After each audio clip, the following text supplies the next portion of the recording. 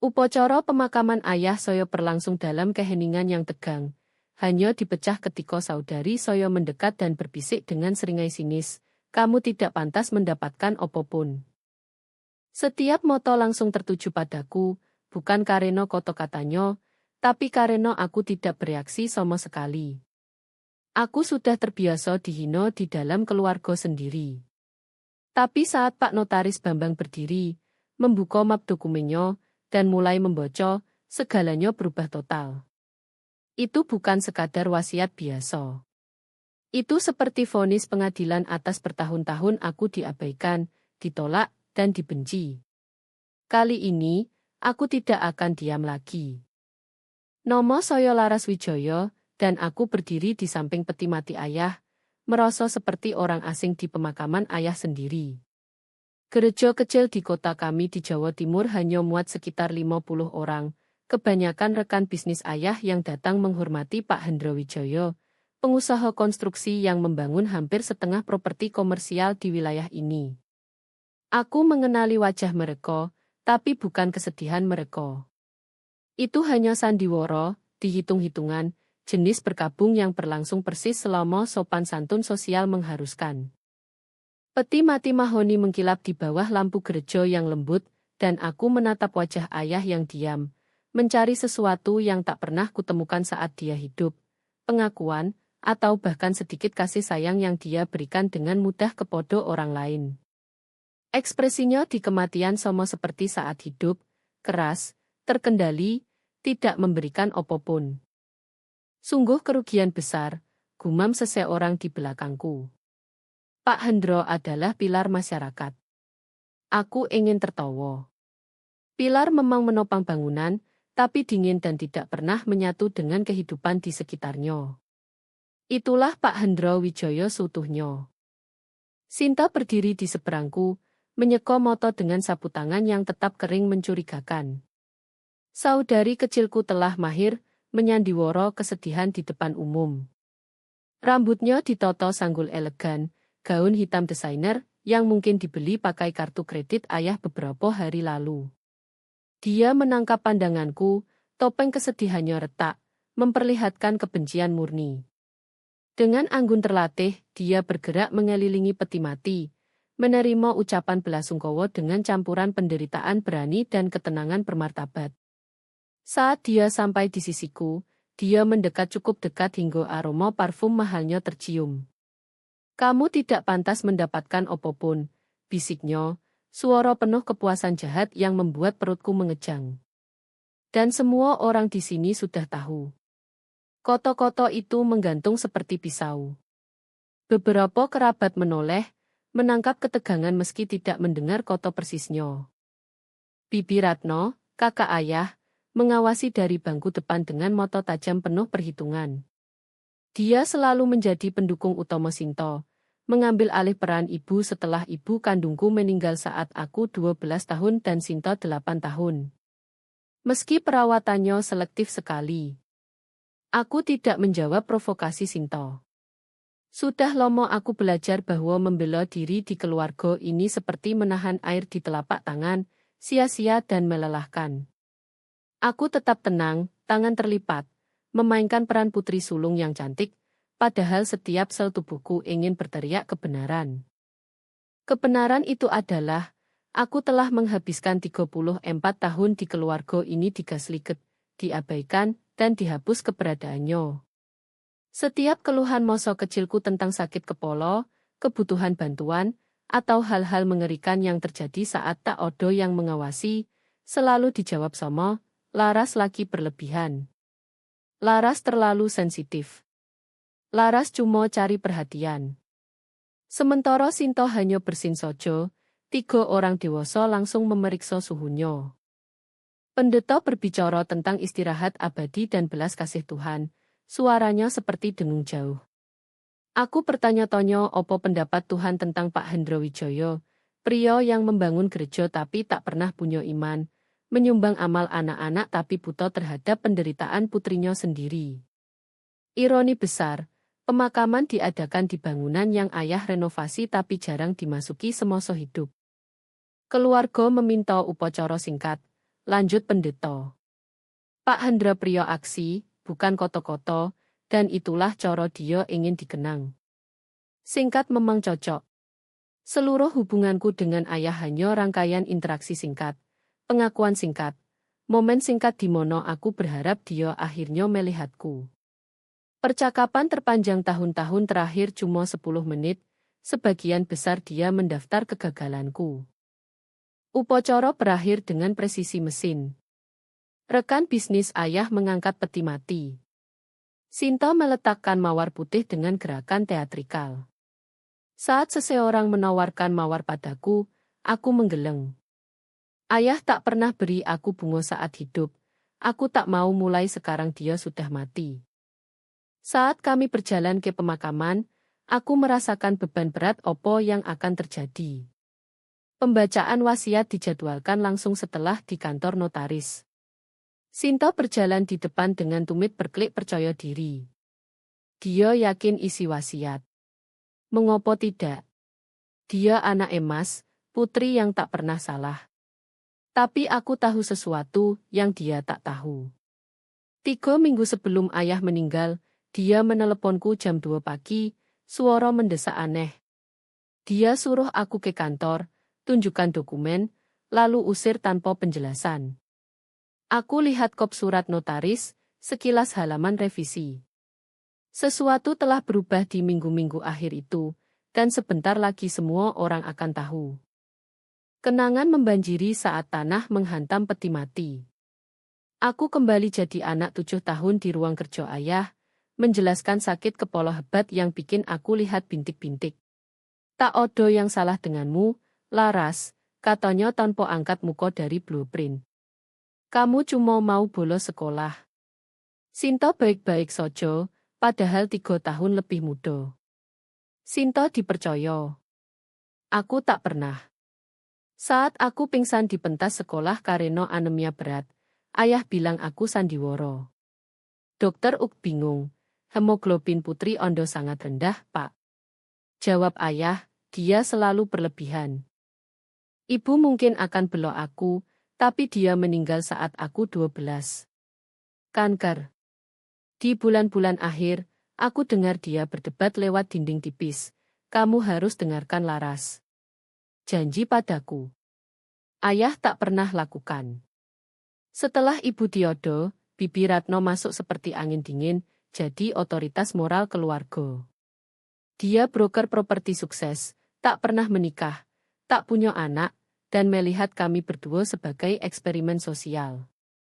Tapi favoritnya jelas. Sinta punya potensi besar, begitu anggun, cerdas, tidak seperti dan matanya ke arahku. Ironi, aku selalu unggul akademik. Nilai O semua, beasiswa penuh universitas negeri. Tapi setiap prestasi dicurigai. Kamu curang, koto Sinta saat aku masuk program kehormatan yang dia tolak. Ayah hanya gumam, standar pasti diturunkan. Malam wisudosmo, aku dapat penghargaan bahasa dan sains, tapi ayah di lobi telepon bisnis. Sinta menyeringai, tak ada yang peduli penghargaan semua. Ayah bilang sukses sejati di dunia nyata.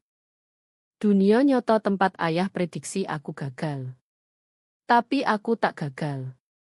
Langsung dapat posisi marketing di perusahaan multinasional besar di Jakarta setelah lulus summa cum laude, mengalahkan 200 kandidat. Ayah bilang, pasti karena kuota. Pola masa kecil terus berlanjut.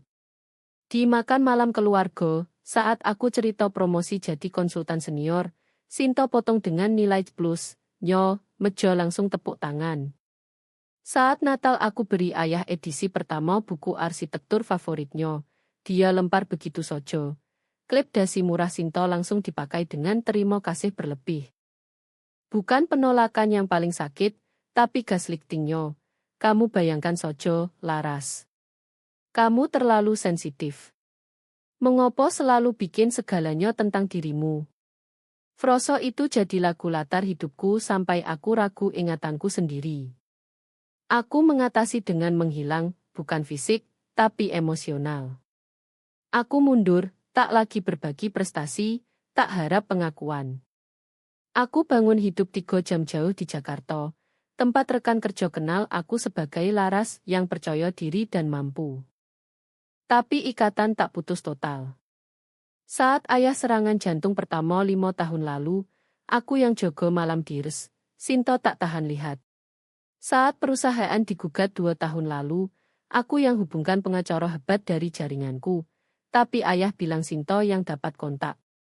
Aku kambing hitam, Sinto anak emas, Bibi Ratno penegak aturan keluarga yang terpelintir. Itu seperti hukum gravitasi, sampai 3 minggu lalu semuanya berubah. Di sisi kubur, aku lihat Sinta terima ucapan belasungkawa dengan anggun palsu, Bibi Ratno berdiri seperti penjogo. Apakah mereka rasakan perubahan? Pak Bambang terus lirik aku dengan simpati. Akuntan ayah bisik, ayahmu akhirnya mengerti. Tanah jatuh berat. Sinto lempar mawar dramatis. Aku berdiri terpisah seperti biasa, tapi kali ini dengan rahasia memboro di dodo. Mereka pikir tahu akhir cerita ini.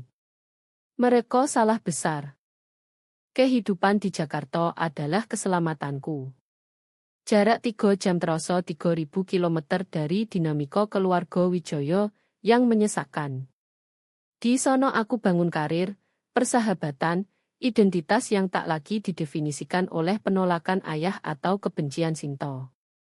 Selama 12 tahun aku naik dari marketing junior jadi direktur kemitraan strategis di perusahaan multinasional. Rekan kerja hormat, kerjaanku bicara sendiri. Lalu merger datang. Kami hilangkan redundansi, kotor dengan simpati palsu. Paket pesangon murah hati. Hidup yang kubangun runtuh seketika. Pasar kerja kejam. Ratusan lamaran, puluhan wawancara, selalu sampai final round lalu kalah karena cultural fit. Tabungan habis, kepercayaan diri terkikis. Setelah 8 bulan, pilihan tinggal. Shelter tunawismo atau telan harga diri minta bantuan ayah. Kamu boleh tinggal di apartemen Sungai Mas, katanya lewat telepon, nodo seolah sudah prediksi kegagalanku. Penyewa baru pindah. Sewa harga pasar. Aku tak kasih amal, bahkan untuk keluarga. Apartemen itu kamar sempit di atas warung bisjo di area terburuk portofolio ayah. Jendela menghadap tembok boto. Radiator berderit seperti hantu, bau bisjo melekat permanen. Tapi itu atap, dan aku putus asa. Kembali ke kota terasa kalah. Sinto yang tak pernah pergi sudah jadi asisten bisnis ayah de facto, meski tak punya kualifikasi selain jadi anak kesayangan. Dia muncul di makan malam keluarga pakai baju desainer, bicara proyek ayah seolah dia ahli dinding penyangga. Bagaimana pencarian kerja? Tanyanya manis palsu. Pasti berat di usia 34. Mereka mulai cari yang lebih muda. Bibi Ratno anggup bijak. Pasar sulit buat orang tanpa koneksi. Coba retail sojo. Makan malam itu siksaan, tapi ayah paksa. Keluarga segalanya, katanya, padahal definisi keluarganya tak termasuk aku. Aku dorong makanan di piring sementara Sinto cerita kontribusi. Yang sebenarnya habiskan uang perusahaan untuk makan klien di restoran favoritnya. Titik pecah saat rapat keluarga proyek kompleks perbelanjaan sisi timur, proyek warisan ayah. Rencana terbentang di meja. Sinto tunjuk-tunjuk pura-pura paham. Aku baca dokumen, darahku membeku. Ayah, kamu tak boleh bangun di tanah ini. Laporan dampak lingkungan dipalsukan. Batas lahan basah salah. Aku pernah riset di kuliah. Kalau kereh tahu. Ruangan hening. Ayah dingin, maaf. Sinto langsung, Laras lagi berlebihan. Dia tak ngerti konstruksi. Aku balas, aku ngerti regulasi keh. Ini bisa kena denda miliaran, bahkan pidana. Ayah tepuk meja, kamu baru 3 bulan di sini sudah sok ahli. Sinto sudah bertahun-tahun bantu aku. Bibi Ratno berdiri, kecemburuan ini tak pantas, Laras. Mungkin kalau kamu tak sibuk di kota dan belajar bisnis keluarga, aku tak didengar. Ayah usir aku. Tapi sebelum pergi, aku foto semua dokumen dengan ponsel. Malam itu aku tak tidur. Aku tahu seharusnya diam, biarkan mereka hancur. Tapi suara ibu di kepalaku atau kelelahan jadi penjahat dalam cerita mereka membuatku bertindak. 72 jam berikutnya aku teliti, telepon, tarik jaringan lama. Temukan survei asli, hubungi teman di kelas, sewa konsultan lingkungan dengan kartu kredit terakhir. Tanpa bilang siapapun, aku kirim proposal revisi ke Komisi Perencanaan. 2 minggu kemudian, saat makan malam minggu, notaris ayah telepon. Audit mendadak semua proyek besar. Pengembang lain panik, hampir tutup. Tapi Twijaya Konstruksi. Dokumen bersih sempurna. Seperti Odo yang tahu sebelumnya, kota notaris. Ayah pandang Sinto, insting bagus, sayang. Konsultan yang kamu sarankan sangat berharga. Sinto angguk bingung tapi pintar. Aku diam saja. Malam itu ayah tahan aku di pintu, itu kamu. Bukan pertanyaan. Aku jawab, apakah penting? Dia pandang lama, lalu berpaling, kurasa tidak. 3 minggu kemudian dia meninggal. Minggu setelah audit aneh. Ayah tak akui secara terbuka, tapi sikapnya berubah. Dia pandang aku saat makan malam dengan ekspresi yang tak bisa kubaca, bukan setuju penuh, tapi tak lagi abaikan. Sekali bahkan tanya pendapatku soal zonasi, meski bicara ke dinding. Sinta tak suka, dia tambah peran putri setia, bawa kopi pagi, atur berkas dengan dramatis, sebut perusahaan seolah miliknya. Itu mengganggu, tapi aku lelah cari kerja. Tabungan habis, kartu kredit penuh, aku jual barang berharga buat bayar sewa. Lalu panggilan jam 2 pagi Selasa. Suara ayah mendesak ketakutan. Laras, ke kantorku sekarang. Aku temukan dia bungkuk di meja, wajah abu-abu. Baca ini. Hafal kalau bisa. Kontrak, rekening ban, surat mitra. Pola pencurian sistematis bertahun-tahun. Tanda tangan palsu, tapi aku kenal tulisan margin, Sinto. Dan Bibi Ratno, ayah konfirmasi suara hampa. Mereka habisi aku, rencana ambil semua setelah aku diodo. Aku kaget bukan pengkhianatan, tapi pengakuan ayah. Aku tahu 6 bulan. Detektif swasta konfirmasi. Aku harap salah. Beri kesempatan mereka mengaku. Tapi malam ini aku temukan ini. Dokumen asuransi jiwa, Sinto naikkan nilai, jadi penerima tunggal, palsukan tanda tangan ayah. Tanggal minggu lalu. Ayah, ini matanya bertemu mataku, kali ini tak dingin tapi hancur. Aku bodoh, Laras. Tentang mereka, tentang kamu, tentang segalanya. Aku ingin teriak, tapi hanya lelah. Apa yang mau kamu aku lakukan? Tak odo. Aku sudah urus. Ubah wasiat kemarin. Pindah aset. Bambang pegang semua. Aku hanya butuh seseorang tahu kenapa aku lakukan ini. Dia berdiri goyah, keringat di dahi, lengan kiri aneh. Pulanglah. Besok kita bicara lagi. Besok tak pernah datang. Dia kolaps 3 jam kemudian. Kru bersihkan temukan dia di meja tempat kami bicara jujur pertama dan terakhir. Penyebab resmi serangan jantung besar, tapi aku curiga beban melihat kebenaran terlalu berat bagi hati yang beku puluhan tahun. Penampilan Sinto di rumah sakit layak Oscar. Dia menangis di bahu Bibi Ratno, meraung kehilangan sahabat dan mitra bisnis. Ratno hibur sambil lirik aku tuduhan seolah aku penyebab. Di mana kamu saat itu terjadi? Kalender bilang kamu janji terakhir. Aku bohong lancar, izin zonasi rutin. Sinto langsung kering air matanya, izin zonasi opo? Aku yang urus semua. Tampaknya tidak semua. Pengaturan pemakaman jadi perang. Sinto mau mewah mahal. Aku usul sederhana bermartabat. Ratno pihak Sinto, aku kalah. Peti mati premium, plot terbaik, resepsi catering, semua teriak uang baru beli kehormatan. Jangan khawatir biaya, koto Sinto.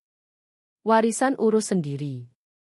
Dia sudah belanja gaun desainer, Mercedes baru, telepon agen properti jual aset. Mereka tak tahu opo yang menanti. 3 hari sebelum ayah wafat, dia telepon Pak Bambang finalkan segalanya. Bambang hubungi aku setelah kematian. Ayah beri instruksi spesifik. Wasiat dibocor langsung setelah pemakaman. Semua harus hadir. Di mobil pemakaman, aku duduk belakang lihat Sinto dan Ratno di depan bahas renovasi rumah ayah yang Sinto rencana tempati. Ingatan yang mereka jogo tak pernah odo. Ayah yang mereka duko fiksi. Pria yang mati kompleks, rapuh, tragis, tapi di akhir dia nyoto, lihat kebenaran, bertindak. Di kantor notaris, Sinto duduk di kursi kepala meja, tempat ayah biasa. Ini tak lomo, katanya. Perusahaan ke aku, jelas. Rumah dan investasi butuh pengelolaan, sudah odo rencana dengan Bibi Ratno. Ratno angguk, Pak Hendro mau kelanjutan. Klien butuh tahu Wijaya konstruksi di tangan mampu. Aku ulang pelan, tangan mampu. Pilihan koto menarik. Moto Sinto berkilat, kamu mau bilang opo, Laras? Kalau harap warisan besar, ayah sudah jelas niatnya. Bisnis tetap di keluarga. Aku keluarga. Kamu tahu maksudku, keluarga nyoto yang benar-benar odo untuk dia. Ironi kental. Odo untuk dia seperti saat aku jogo 3 malam operasi jantung sementara Sinto liburan. Atau saat aku selamatkan perusahaan dari krach sementara, dia ambil kredit. Sepupu dan mitra bisnis masuk. Burung bangkai menghitung bagian. Ratno jawab pertanyaan aset, substansial. Sinto klaim punya surat kuoso. Aku potong, sejak kapan? Sejak aku terlibat hidupnya. Pak Bambang masuk, ekspresi netral tapi lirik aku penuh antisipasi. Terima kasih hadir. Ini wasiat terakhir Pak Hendro Wijaya, dieksekusi 6 hari sebelum wafat, gantikan semua sebelumnya. Ponsel Sinta jatuh. 6 hari. Mustahil. Warisan termasuk Wijaya konstruksi, properti, investasi, total sekitar 650 miliar. Ruangan hening. Moto Sinto berkilau serakah. Warisan sebagai berikut, kepodo saudariku Ratno Wijaya, Rep 1, kamu tahu opo yang kamu lakukan? Wajah Ratno pucat. Kepodo putriku Sinto Wijaya, Rep 1 dan isi gudang penyimpanan 47 di Jalan Sungai Mas. Isinya segala yang sudah kamu ambil dariku. Anggap impas. Sinto lompat, gila. Aku putrinya. Bambang tegas, duduk. Odo lagi. Dia bocor lanjutan, kepodo sepupu kecil-kecil, mitra bisnis kontrak dihormati. Lalu moto ke aku, kepodo putriku Laras Wijaya, sisa seluruh warisan termasuk perusahaan, properti, rekening, semuanya. Ruangan meledak. Sinto jerit marah. Ratno teriak gugatan. Aku duduk diam, biarkan kekacauan. Ini rasanya pembenaran, bukan senang, hanya timbangan yang akhirnya seimbang setelah 34 tahun. Ini ilegal. Kamu obati dia. Sinto bentak. Bambang keluarkan surat ayah. Ayah antisipasi tantangan. Ini surat penjelasan. Dia bocor dengan suara ayah, kalian pasti kaget. Bagus. Sot mungkin satu-satunya yang tembus delusi kalian. Aku waras, odo laporan psikiater dan video. Kepodo Ratno, kamu curi 25 miliar lewat vendor palsu, faktur palsu. Aku tak tuntut karena ingatan ibu. Rep 1 lebih dari pantasmu. Kepodo Sinto, kamu tak puas curi, mau ambil semua. Surat kuasa palsu, asuransi dimanipulasi, pertemuan rahasia dengan pembeli. Tapi kejahatan terbesar bukan uangku, tapi terhadap saudarimu Laras.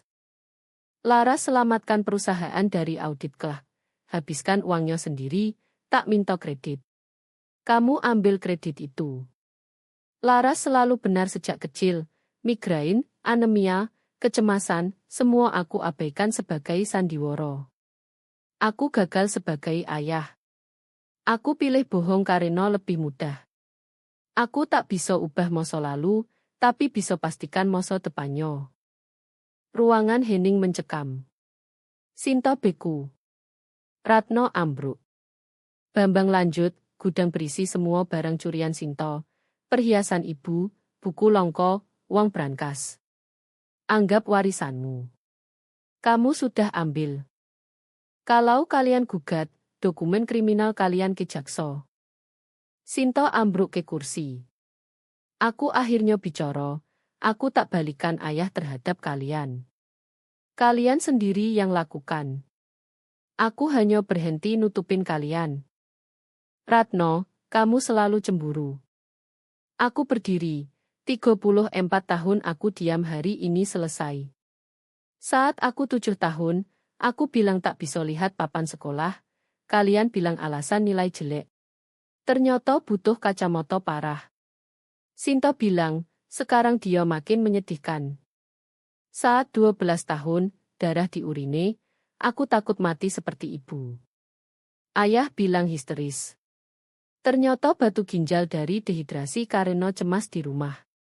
Saat 16 tahun, aku menang lomba esai nasional, tapi keluarga pilih tes mengemudi Sinto, yang gagal ketiga kali. Aku terus bicara, suara semakin kuat, menuangkan semua yang tertahan 34 tahun. Aku sebut semua kebohongan Sinto, cerita aku breakdown di kuliah, padahal dekan list tiap semester. Aku dipecat karena tak kompeten, padahal pindah kerja gaji double. Aku pecandu narkoba, padahal tak pernah rokok. Aku tunjuk bukti di ponsel, screenshot email palsu, rekaman telepon, laporan ban uang hilang saat Sinto kerja di ban, laporan detektif swasta bahwa Ratno, yang telepon majikanku soal stabilitas mental.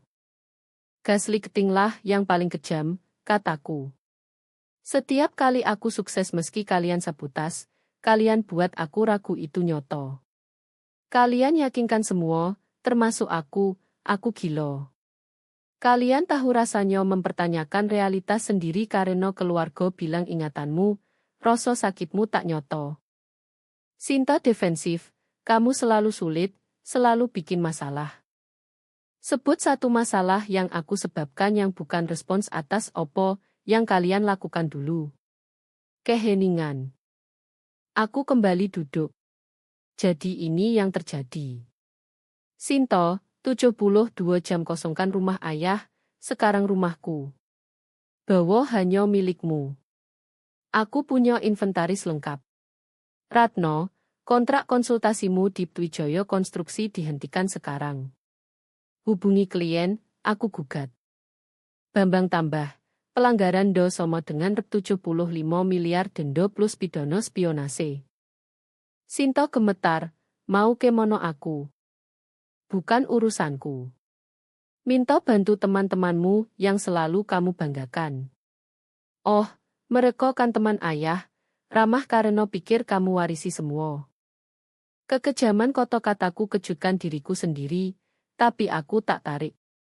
Mereka punya puluhan tahun kekejaman untuk jawab. Gudang penyimpanan, kunci sudah ganti. Tunjuk it, tanda tangan, polisi punya inventaris kalau kamu klaim palsu. Laras suara Sinto pecah, untuk sesaat dia seperti adik kecil, yang dulu aku lindungi sebelum dia belajar menyakitiku dapat persetujuan Bibi Ratno. Kita keluarga. Tidak. Keluarga tak sistematis hancurkan satu anggota untuk hiburan. Keluarga tak palsukan dokumen dan rencana untung dari kematian orang. Aku berdiri, kumpul dokumen. Berat rep 650 miliar terasa ringan, aku lebih ringan dari bertahun-tahun. Satu lagi, makam ibu. Aku yang selama ini bawa bunga, bersihkan nisan. Kalian bilang kalian rawat. Itu berakhir. Kalau mau kunjungi, harus benar-benar peduli. Ratno bangun marah, kamu pikir menang. Uang bikin kamu lebih baik. Aku tetap stabil, bukan uang. Kebenaran. Dan kali pertama semua orang tahu. Saat pegang gagang pintu, Sinto suara kecil, bagaimana pengampunan? Bukankah keluarga begitu? Aku balik, pengampunan mungkin suatu hari. Tapi tak berarti lupa, dan tak berarti beri kesempatan kedua hancurkan aku. Kalian pilih 34 tahun. Sekarang tanggung jawabnya.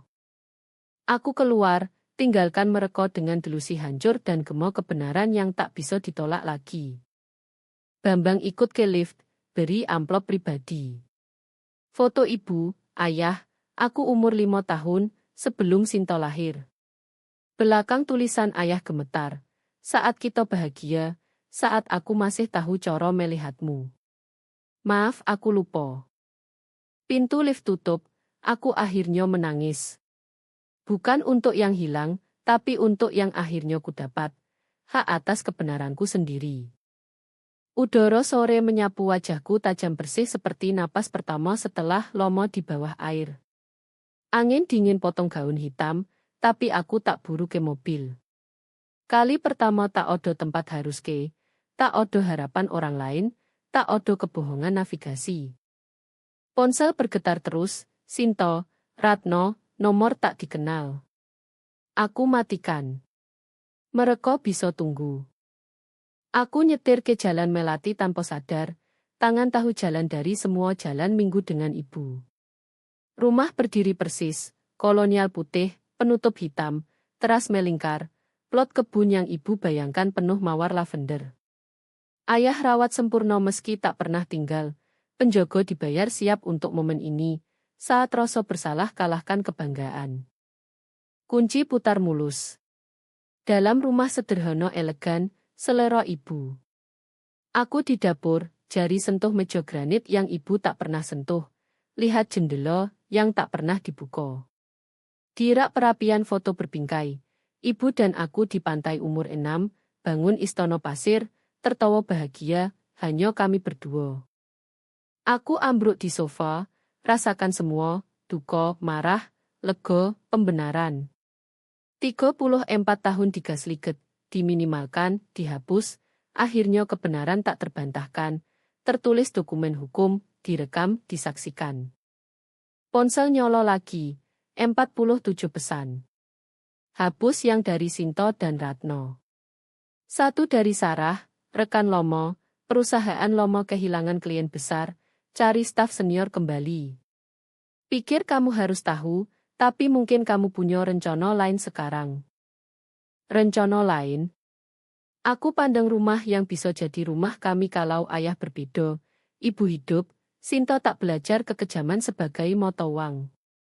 Banyak kalau. Tapi sekarang pilihan tak tergantung persetujuan siapapun. Aku telepon 3 kali malam itu. Pertama ke manajemen properti, beri penyewa apartemen Sungai Mas 3 bulan gratis plus opsi beli murah, mereka korban ayah juga. Kedua ke Coloma, tolak tawaran balik, tapi rekomendasikan Sarah.